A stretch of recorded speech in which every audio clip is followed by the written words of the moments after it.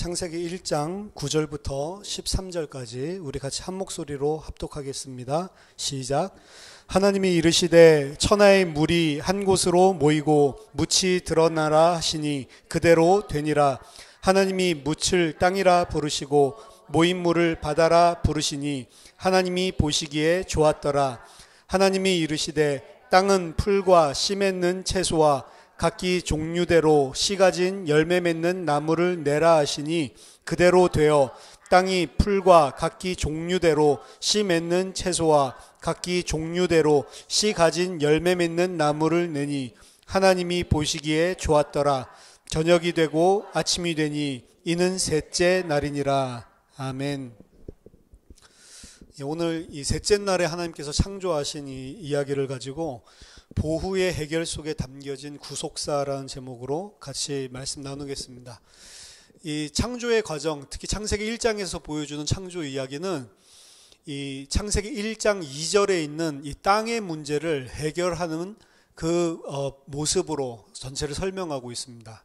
땅이 가지고 있었던 가장 중요한 문제가 땅이 그 어떤 것도 생산할 수 없는 황무지 상태, 그거를 보후라고 했죠. 혼돈이라고 해석되어 있는 개역개정에 원래는 황무지 같은 상태, 그래서 땅은 황무지 같은 상태였고 그 어떤 것도 생명 있는 것을 생산할 수 없었기 때문에 어떤 생명체도 살지 않았죠. 그래서 텅텅 비어있는 공허의 문제, 그걸 보후의 문제라고 이야기합니다. 그래서 토후와 보후의 문제를 해결을 하는데, 토후와 보후가 왜 궁극적으로 이 땅에 오게 됐냐?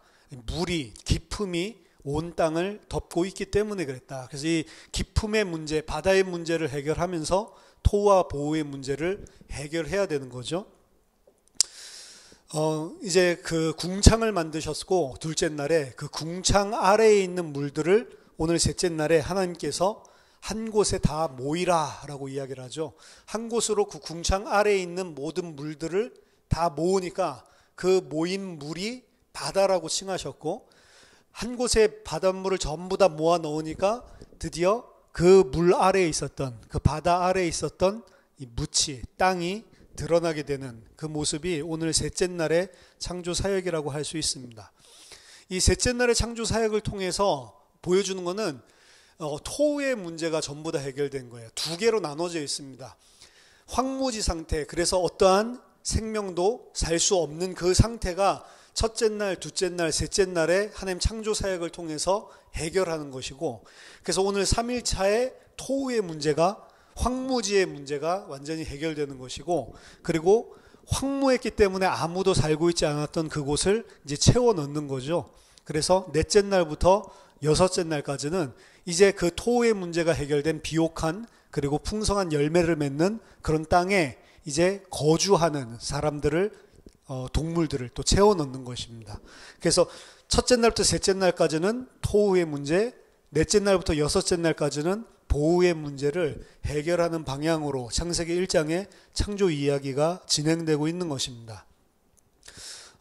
계속 말씀드렸지만 지금 이 창조의 모든 과정들은 그냥 하나님이 어떻게 태초에 세상을 창조했다, 그걸 이야기하려고 하는 것이 아니고 인간의 구원과 관련된 이야기를 계속해서 우리에게 살리기 위해서, 우리에게 진짜 생명을 주시기 위해서 이야기하고 있는 구속 이야기라고 이야기를 했죠. 오늘 이 셋째 날에 창조한 이야기도 깊이 쳐다보면 전부 다 우리의 구원과 다 관련 있는 이야기들입니다. 하나님이 이르시되 천하의 물이 한 곳으로 모이고 묻이 드러나라 하시니 그대로 되니라. 더 정확하게 말하면 하나님이 이르시되 궁창 아래에 물이 한 곳으로 모여서 묻이 드러나게 하라 하시니 그대로 되니라. 10절에 하나님이 묻을 땅이라 부르시고 모인 물을 바다라 부르시니 하나님 보시기에 좋았더라. 자, 셋째 날에는 요 한 가지 일만 한 게 아니죠. 한 가지 창조의 일을, 사역을 더 행하십니다. 셋째 날에 해당되는 6일차에도 두 가지 일을 하시죠. 짐승들을 만들고 그리고 사람을 만드시는 두 가지 창조 사역을 하셨듯이 셋째 날에 묻을 드러나게 하시는 것은 끝난 것이 아니고 그 묻체, 이제 마른 땅에 이제 하나님께서 생명체들을, 식물들을 심으시는 그런 일들이 일어나죠. 11절 12절에 하나님이 이르시되 땅은 풀과 씨 맺는 채소와 각기 종류대로 씨 가진 열매 맺는 나무를 내라 하시니 그대로 되어 땅이 풀과 각기 종류대로 씨 맺는 채소와 각기 종류대로 씨 가진 열매 맺는 나무를 내니 하나님이 보시기에 좋았더라. 그래서 이 두 가지 일을, 물을 한 곳으로 모으셔서 묻이 드러나게 하시고, 그리고 드러난 묻에 이제 풀과 그리고 씨 맺는 채소, 그리고 씨를 가지고 있는 열매 맺는 나무, 요것들을 지으시는 요 일들을 행하십니다. 먼저 처음에 살펴볼 것은 하나님께서 바다 물을 한 곳으로 모으시고 묻이 드러나게 하셨다라고 되어 있는데, 그 묻이라고 하는 부분입니다. 묻이라고 하는 것은 이 히브리어로 보면 야바샤라고 되어 있어요. 야바샤라고 하는 것은 그냥 우리가 생각하는 마른 땅이 아닙니다. 야바샤는 구속과 관계 있는 단어예요. 구속 배경에서 등장하는 게 야바샤입니다. 가장 극명하게 볼 수 있는 것이 출애굽 사건입니다. 출애굽했을 때 하나님의 백성들이 유월절 어린 양의 피를 바르고 홍해 앞에 서죠. 홍해 앞에 섰을 때 하나님께서 묻이 드러나게 하시는데, 마른 땅이 드러나게 하시는데, 그 마른 땅이 야바샤라고 되어 있습니다. 출애굽기 14장 21절 22절 보면 모세가 바다 위로 손을 내밀매 여호와께서 큰 동풍이 밤새도록 바닷물을 물러가게 하시니 물이 갈라져 바다가 마른 땅 야바샤가 된지라. 이스라엘 자손이 바다 가운데를 육지로 걸어가고 물은 그들의 좌우에 벽이 되니 라고 표현되어 있습니다. 자, 모세가 유월절 어린 양의 피를 바르고 바로의 손에서 빠져나와서 가장 먼저 하나님께서 행하신 사건이 이 홍해 사건이거든요.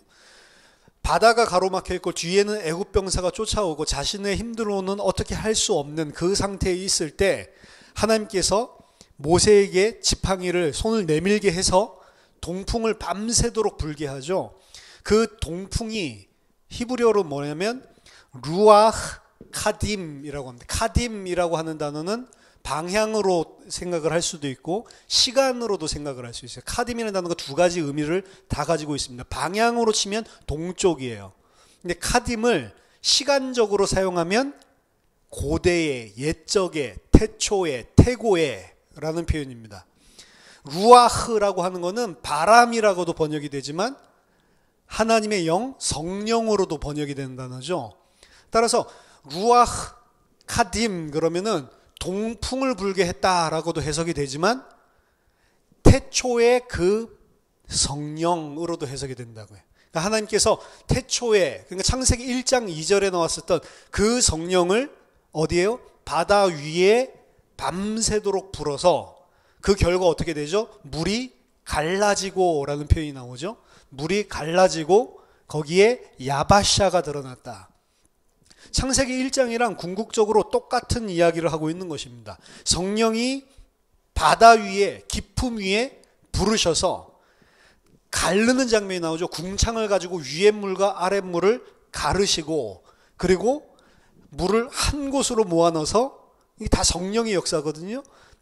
야바샤가 드러나고, 이 똑같은 장면이 출애굽기 14장에서 반복돼서 일어나는 것입니다.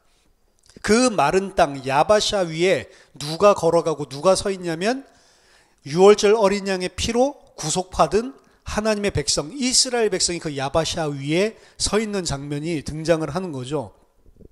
출애굽기 14장의 모든 언어와 내용은 창세기 1장의 첫째 날부터 셋째 날까지의 창조 사역과 완전히 동일한 거, 너무 비슷한 게 많은 거예요. 더 정확하게 말한다면 이 창세기 1장 모세오경을 누가 기록했냐면 모세가 기록했잖아요. 모세가 기록할 때에 창조 이야기를 하기 위해서 쓴 게 아닙니다. 지난번에 한번 말씀드렸지만 창조부터 태초부터 지금까지 이런 큰 일을 행한 신을 본 적이 있냐라고 이야기를 하죠. 출애굽 사건을 가지고. 창조의 과정을 자신들이 출애굽했었던 사건이랑 지금 대비시켜 가지고 지금 보여주고 있는 거예요. 그래서 창세기 1장은 처음부터 구속 이야기를 하고 있는 것입니다. 그냥 창조 이야기를 하고 있는 게 아니에요. 모세의 의도도 창조 과정 자체를 전부 하나님의 백성을 만드는 과정과 오버랩 시켜가지고 같이 믹스해가지고 지금 보여주고 있는 것입니다. 따라서 출애굽을 생각하면서 창세기 1장을 사실은 쓰고 있기 때문에 이게 창세기 1장을 옛날에 썼고 출애굽은 출애굽하고 나서 쓴 게 아니고 모세가 다 한목에 쓰면서 전부 다 뭘 배경으로 우리를 구원하신 창조주 여호와 하나님을 생각하면서 처음부터 그려내고 있는 거예요. 그래서 창세기 1장의 이야기는 구속을 품고 있는 거예요.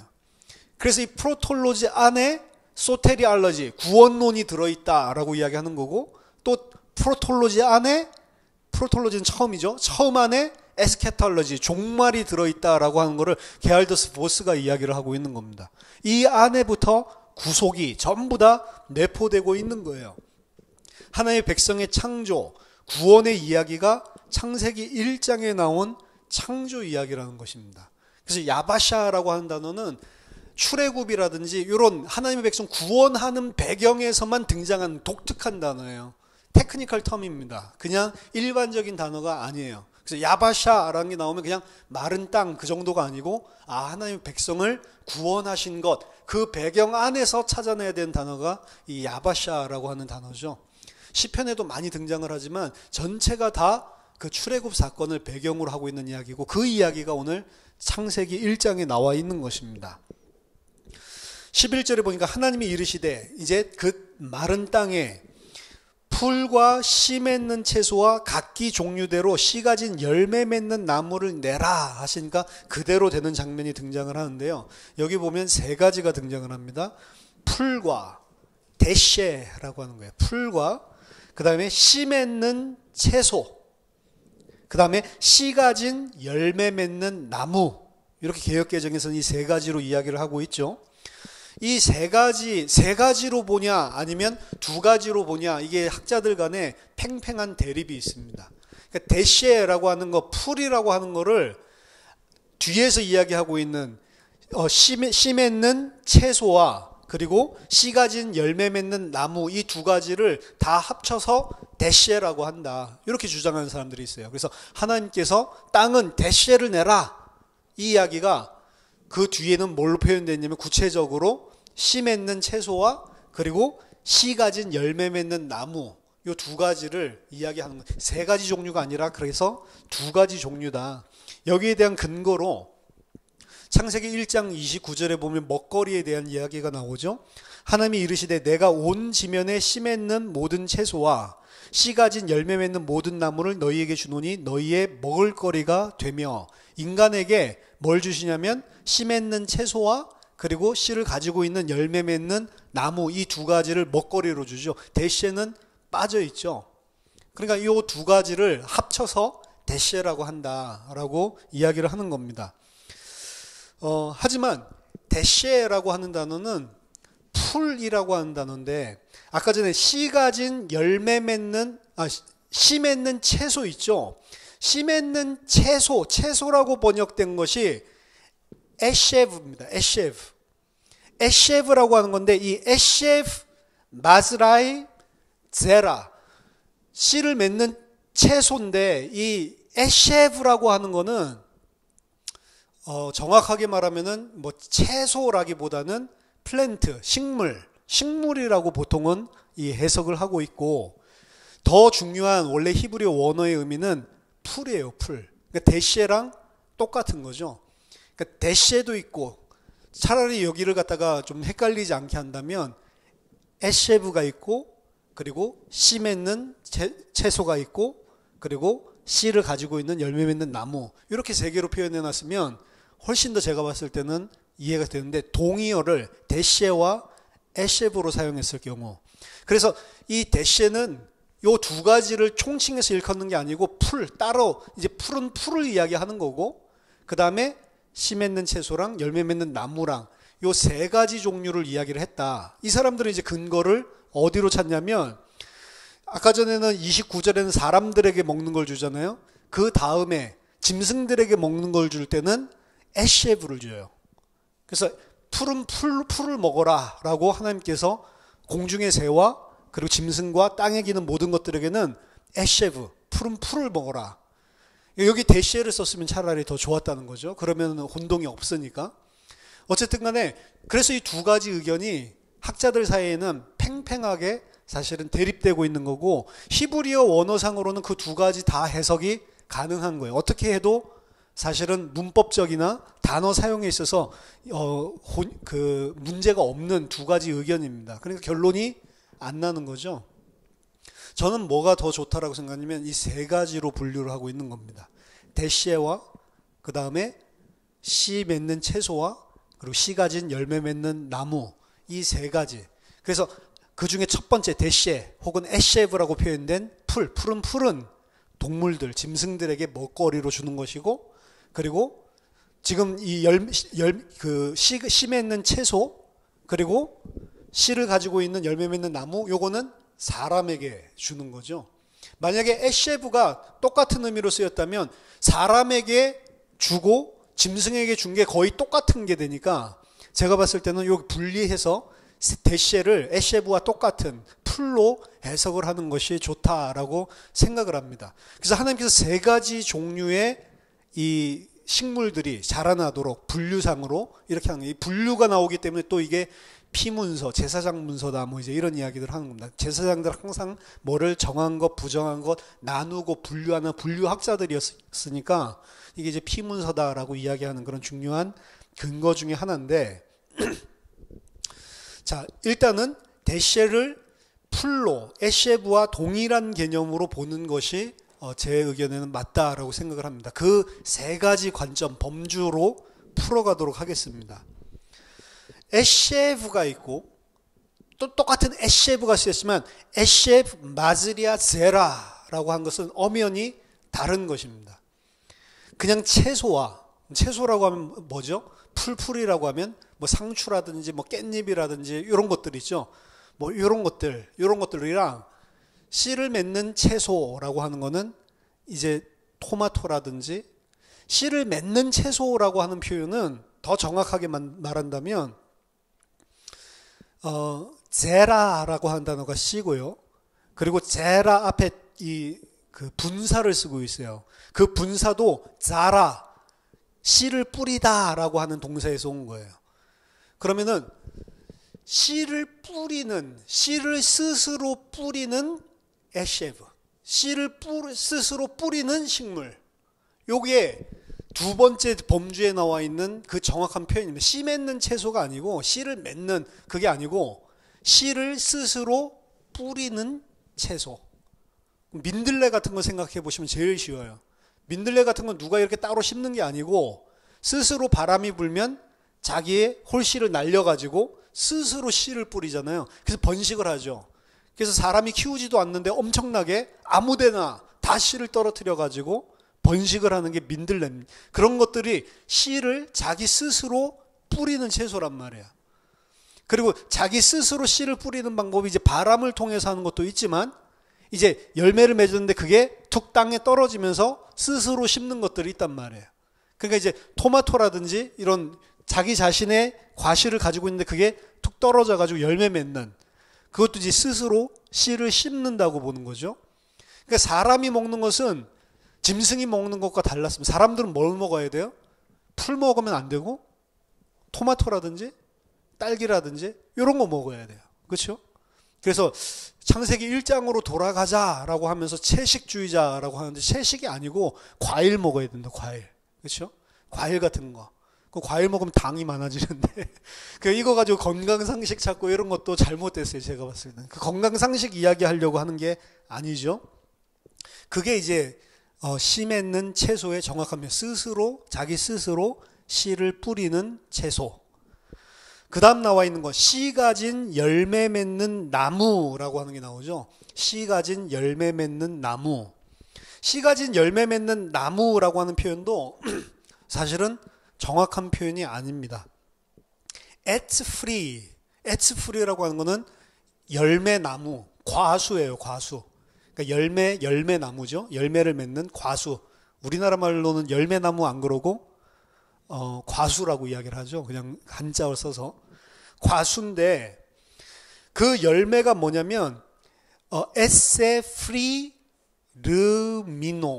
그 각기 자기 자신의 열매를 종류대로 맺는데, 그 열매가 뭐냐면 아셰르, 이게 이제 대구절입니다. 설명하고 있어요. 그 열매는 제라요보, 그 안에 제라요, 그것의 씨를 가지고 있다.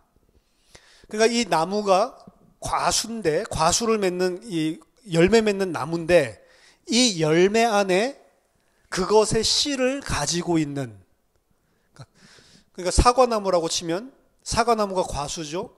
그럼 사과는 그 사과, 그 열매 안에 자신의 씨를 가지고 있죠. 사실 우리가 먹는 과육, 그거는 씨방이죠. 그렇죠. 씨를 담고 있는 씨방을 우리가 먹는 거란 말이에요. 그래서 이 과수는 어떤 과수냐면 자기 자신의 그 열매 안에 자기 자신의 씨. 그래서 사과나무는 사과를 맺는데 그 사과 안에 사과 씨가 들어가 있는 거고 절대로 배 씨가 들어가 있는 법이 없죠. 그래서 그것의 씨, 그 3인칭으로 되어 있어요. 그것의 씨를 자기 열매 안에 가지고 있는 그 나무. 그렇게 표현되어 있어요. 굉장히 복잡하죠. 왜 굳이 나무를 설명하는데 그냥 열매 나무 그냥 이렇게 하면 되는데 여기서 강조하고 있는 거는 그 열매 안에 자기 자신의 씨를 가지고 있다라고 하는 것을 굳이 풀어서 모든 것들을 다 이렇게 표현하고 있단 말이에요. 이 두 가지에 대해서 설명하는 게 굉장한 의미를 사실은 품고 있습니다. 사람은 뭐만 먹을 수 있냐면, 뭘 먹거리로 줬냐면 스스로 씨를 뿌리는 채소, 그리고 과수 열매를 먹을 수 있는데 그 과수의 열매는 자기 자신의 열매 안에 그것의 씨를 가지고 있는, 품고 있는 그 열매만 먹을 수 있는 겁니다. 사과, 배, 뭐 이런 것들, 그것만 먹을 수 있죠. 풀이라고 하는 것, 데셰라고도 표현하고 에셰브라고 표현하는 것, 그거는 짐승들, 동물들이 먹는 것입니다. 그렇죠? 근데 창세기 3장에 보면 인간이 타락을 하잖아요.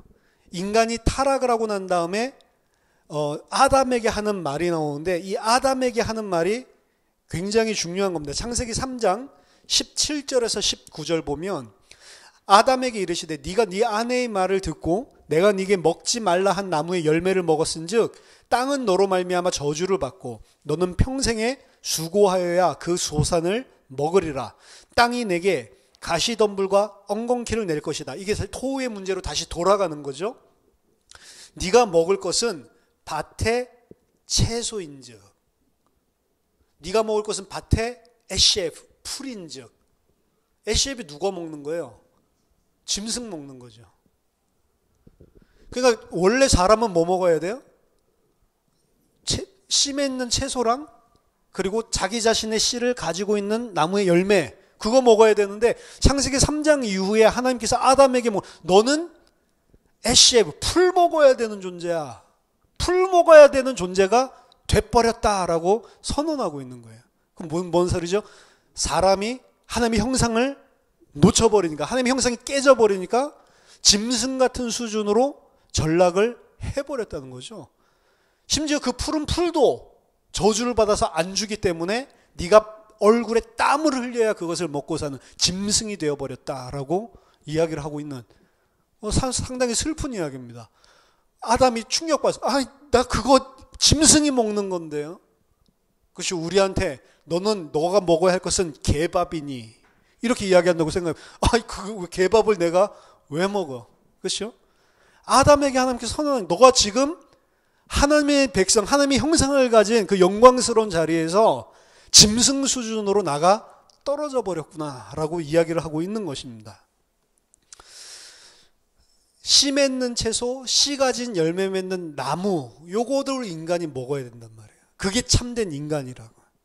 인간이 만약에 풀을 먹으면 그거는 인간이 아니고 짐승 수준으로 격화되는 겁니다. 창세기 3장의 저주를 보면 짐승 수준으로 격화됐다는 것을 계속 보여주고 있어요. 1차 리딩으로 읽어보면 하나님이 가죽옷을 지어입혀 주시잖아요. 그 그리스도의 의, 우리가 만든 종교, 무화과 잎 뭐 이런 것이 아니고 영원히 헤어지지 않는 더 좋은 것, 그거로 입혀주시잖아요. 뭐 복음이고 그리스도 맞는데 그건 2차 리딩이고요.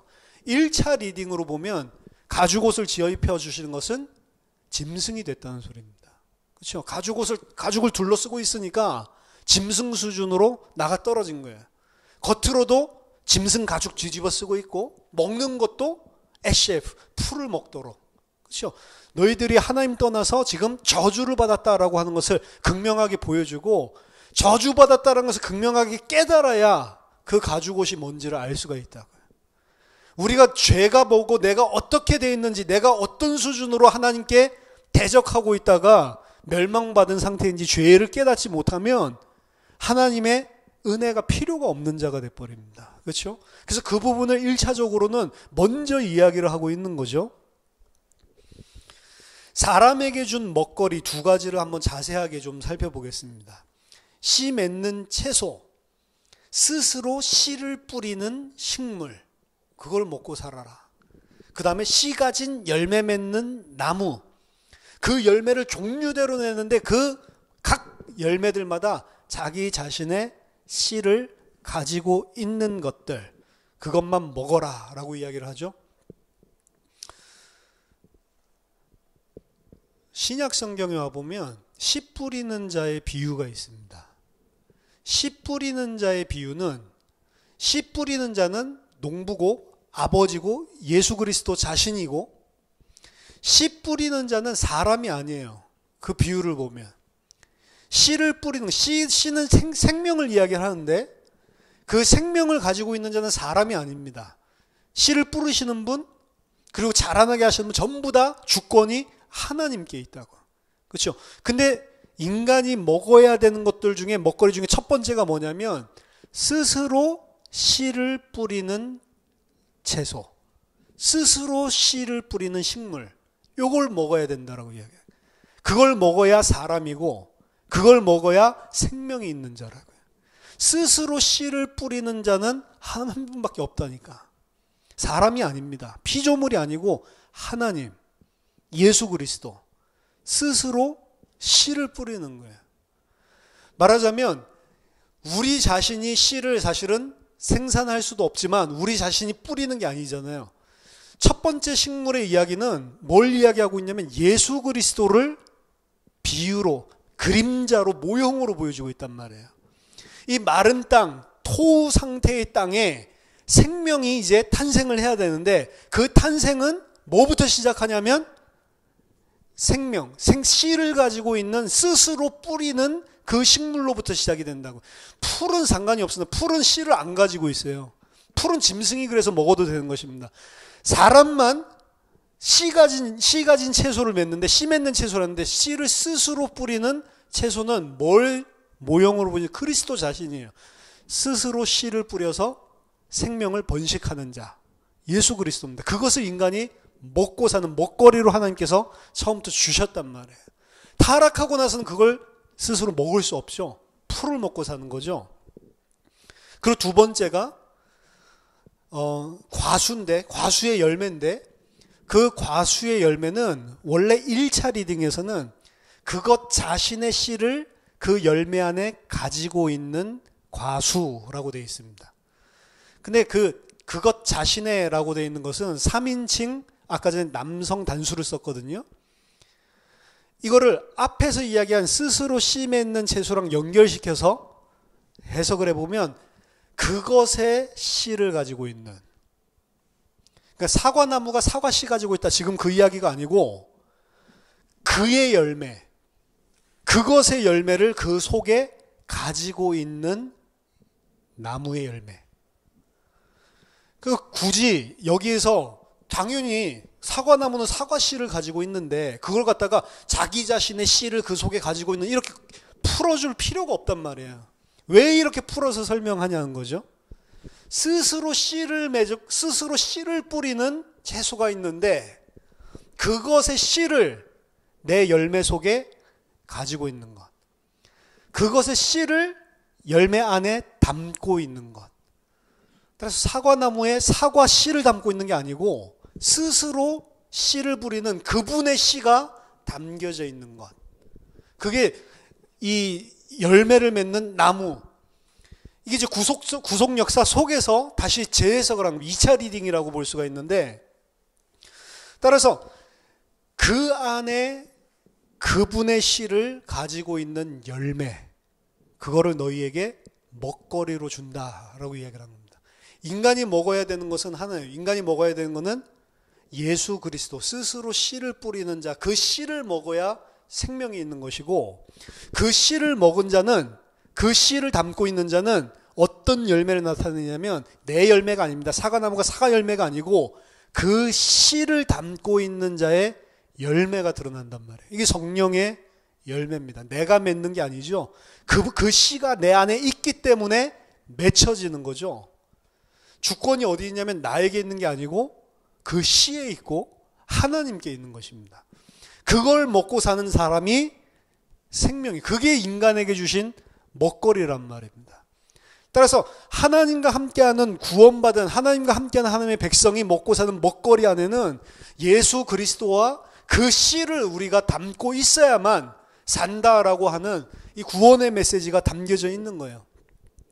요한복음 12장 23절로부터 보면 예수께서 대답하여 이르시되 인자가 영광을 얻을 때가 왔도다.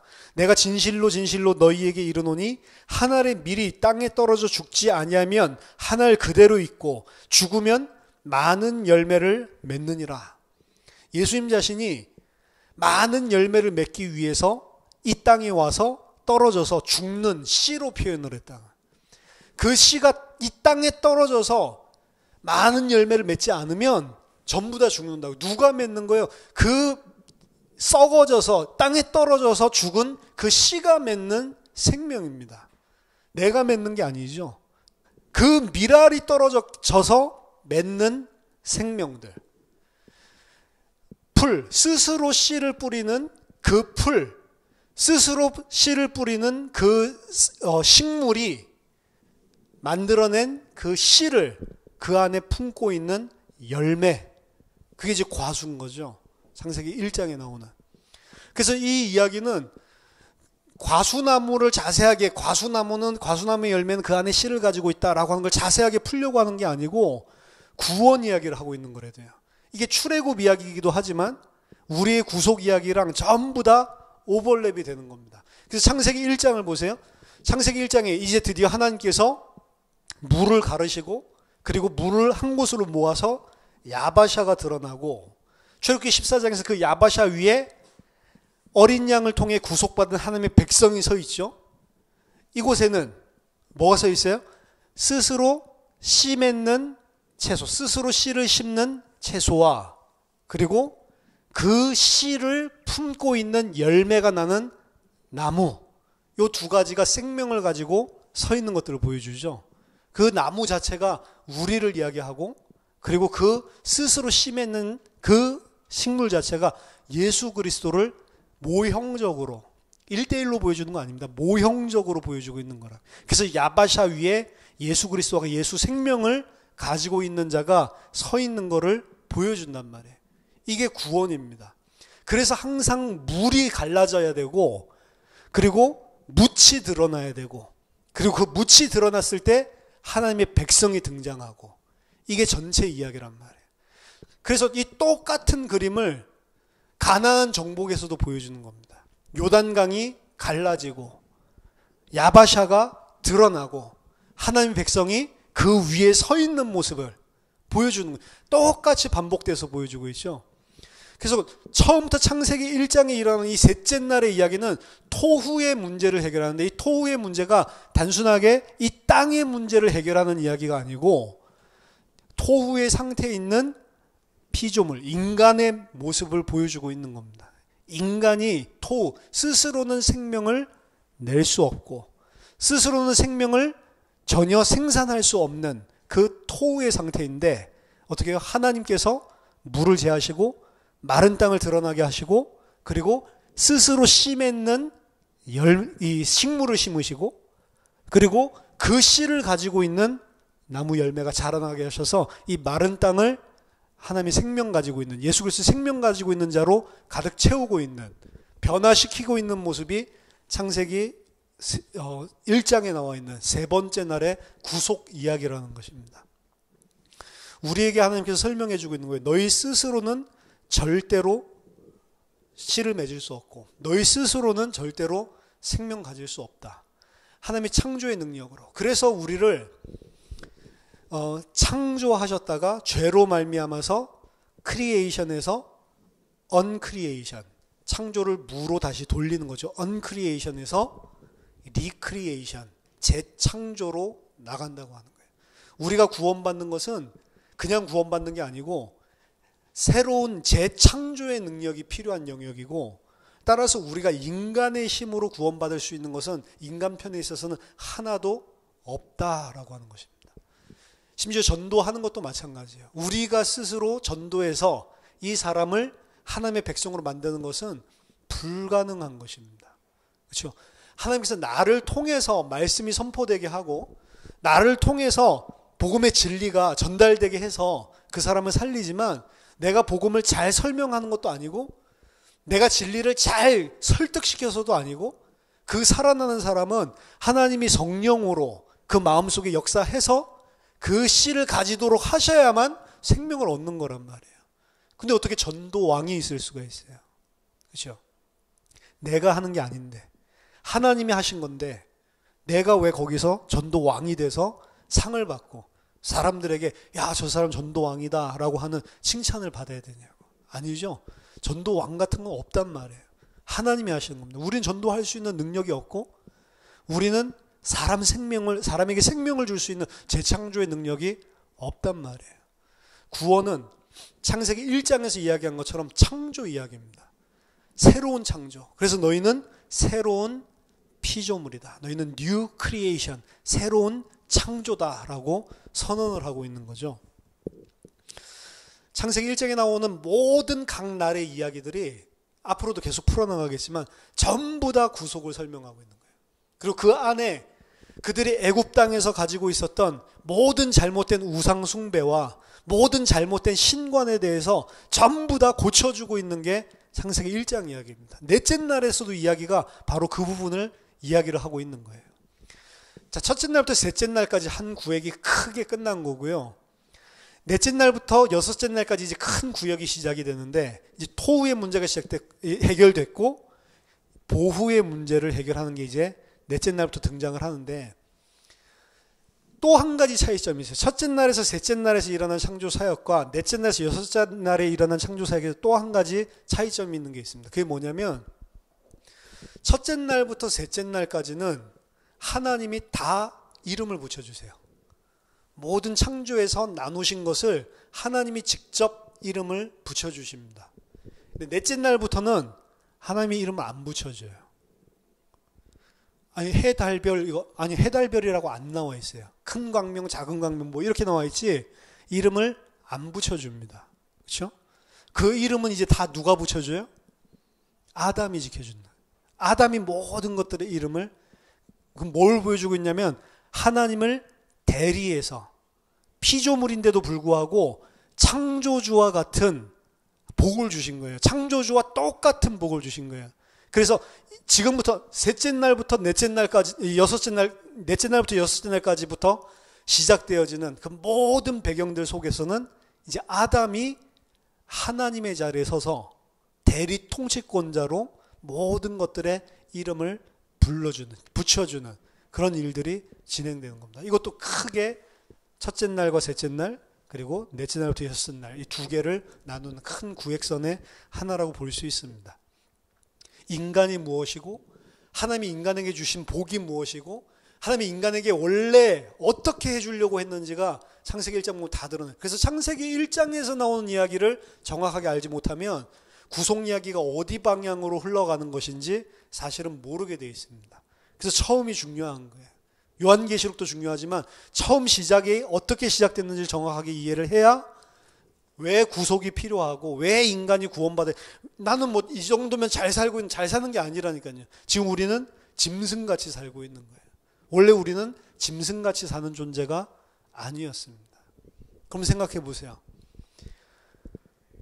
먹기 위해서, 생존하기 위해서 이 땅에서 아둥바둥 살아가고 있는 거, 그게 바로 짐승이라니까요. 원래 우리는 그런 존재가 아닙니다. 우리 안에 씨를 가지고 있는 자는 그렇게 사는 게 아니라, 그럼 씨를 가진 자는 이제 일을 안 해도 되겠네, 그 소리가 아니고, 씨를 가진 자는 그것 때문에 생명이 왔다 갔다 하는 것처럼 불신자들처럼 살면 안 되는 거예요. 왜? 우리는 생명을 가지고 있고 그 씨를 가지고 예수 그리스도가 우리 안에 있는 자니까. 그 자를 보고 구원받은 하나님의 백성이라고 이야기하는데, 이스라엘 백성이 그 야바샤 위에 올라섰음에도 불구하고 광야의 과정들 속에서 야바샤에 안 서 있는 사람인 것처럼 계속 살고 있잖아요. 그렇죠? 하나님께서 우리를 위에서 예수 그리스도를 주셨고 그 생명, 그 씨를 우리 속에 주셔서 성령의 열매를 맺는 존재로 만들어 주셨단 말이에요. 그리고 우리를 저주의 심판의 물이 아니라 구원의 야바샤 위에 올려놨단 말이죠. 그래서 셋째 날은 그냥 식물 이야기를 하는 것이 아니고, 단순하게 땅의 토우 문제 해결한 것이 아니고, 우리의 토우 문제, 우리의 생명과 구원에 대해서 이야기하고 있는 구속 이야기입니다. 창세기 1장의 창조 이야기들을 새롭게 읽어야 돼요. 이거 가지고 지금 어떻게 창조론이냐 뭐 진화론이냐 이거 싸우고 있으니 말이 안 되는 거죠. 그 이야기를 하는 책이 아니란 말입니다. 절대로. 만약에 그렇다면 창세기 이야기는 전부 다 신화적이고 비과학적이고 말도 안 되는 이야기예요. 무슨 위에 천장에 얼음판 같은 게 있어요. 우리 로켓 타고 올라가도 없던데. 그렇죠? 그런 이야기를 하고 있는 게 아니에요. 그런 이야기 안 하고 있는데 계속 그런 이야기를 하고 있다라고 현대 과학을 가지고 끼워 맞추는 것도 틀린 것이고. 다음 주에 좀 더 살펴보겠습니다. 넷째 날을 보면 이 속에 이게 고대 근동 이야기지 지금 오늘날 시대에 그 과학적인 창조 이야기가 아니라는 힌트가 또 들어있어요. 그리고 하나님께서 왜 그것들을 보여주시는지를 찾아봐야 됩니다. 저와 여러분들이 창세기 1장을, 창세기 전체를 공부하시면서 정말로 하나님께서 인간에게 어떤 계획을 가지고 창조하셨고, 그리고 그 인간이 어떻게 살아날 수 있고 어떻게 생명을 가지고 하나님과 같은 자가 되는지. 하나님과 같은 자라고 하니까 되게 불경하죠. 그게 바로 하나님의 형상입니다. 하나님과 방불한 자. 우리를 그렇게 하나님께서 창조하셨단 말이에요. 그게 구원받은 자입니다. 여러분들이 구원받은 자가 맞고 예수를 그 씨를 가지고 있는 자가 맞다면 하나님과 그리스도와 방불한 자란 말이에요. 그렇죠? 근데 왜 그렇게 살아요? 그렇죠? 그리스도와 방불한 자. 창조주 하나님과 방불한 자. 그래서 마지막에 하나님과 그리스도와 함께 통치하고 다스리는 거잖아요. 저와 여러분들이 받은 그 신분, 그 권세를 아시기 바랍니다. 구속받았다라고 하는 것은 엄청난 거예요. 그냥 단순하게 우리가 피조물이고 우리가 죄인이고 이게 아니고, 진짜 구속받았고 우리 안에 씨가 있다라고 하면 그 순간에 모든 것이 사실은 다 이미 회복된 것입니다. 아직의 시간표로 우리가 살아가고 있지만 이미 그게 다 주어진 거란 말이에요. 그렇죠? 이 땅에서는 그냥 죽을 일이 있으면 죽으면 되는 것이지 그것 때문에 흔들릴 이유가 전혀 없는 것입니다. 힘을 내시고, 그리고 정말로 창조주 하나님께서 주신 이 복을 하나님 앞에서 누리는 그런 저와 여러분 되기를 예수 이름으로 축원합니다. 하나님 아버지, 은혜를 감사드립니다. 스스로 그 어떤 생명도 낼 수 없었던 저희들에게 스스로 씨 맺는, 열매 맺는 그 예수 그리스도께서 우리 속에 오셔서 우리가 풍성한 열매를 맺는 나무로, 하나님의 백성으로 삼아주심을 감사드립니다. 하나님, 이 생명 가진 자로 이 마른 땅 위에 서서 하나님의 백성으로 온전히 살아갈 수 있도록 우리에게 믿음과 새 힘을 더하여 주시옵소서. 예수 그리스도 이름으로 기도하옵나이다. 아멘.